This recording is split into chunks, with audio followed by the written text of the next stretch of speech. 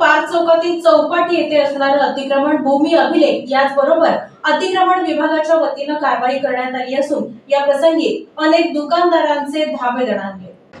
सोलापूर शहरातील पार्क चौपाटीवरील गाड्यांवर अतिक्रमण विभाग आणि भूमिलेख विभागाच्या वतीने संयुक्त कारवाई करण्यात आली आहे। यावेळी 33 पैकी 15 गाड्यांवर बुलडोजर फिरवण्यात आला असून अतिक्रमण विभागाच्या या धाडसी कारवाईचं सध्या कौतुक होत आहे।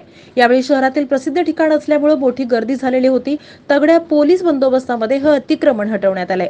यावेळी महापालिकेचे अतिक्रमण विभाग प्रमुख जगन्नाथ बनसोडे, भूमी आणि मालमत्ता विभागाचे प्रमुख RM पेंढारी उपस्थित होते। यावेळी त्यांनी आपली प्रतिक्रिया दिली आहे। नेमके ते काय म्हणाले पाहूया।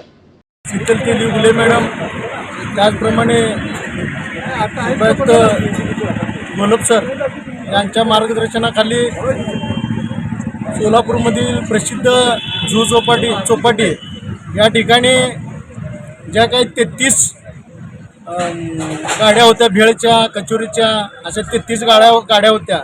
त्यापैकी सर्वजण कोर्टात गेले होते, पण त्या 33 पैकी 18 लोकांना स्टे मिळालेला आहे।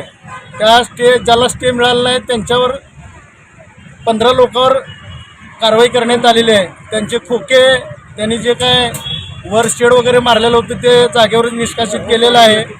भूमी व मालमत्ता आणि अतिक्रमण विभागाच्या दोन्ही विभागाच्या वतीने वरिष्ठांच्या आदेशानुसार सदरची कारवाई पोलीस बंदोबस्तामध्ये संपूर्ण कारवाई आज करण्यात आलेली आहे।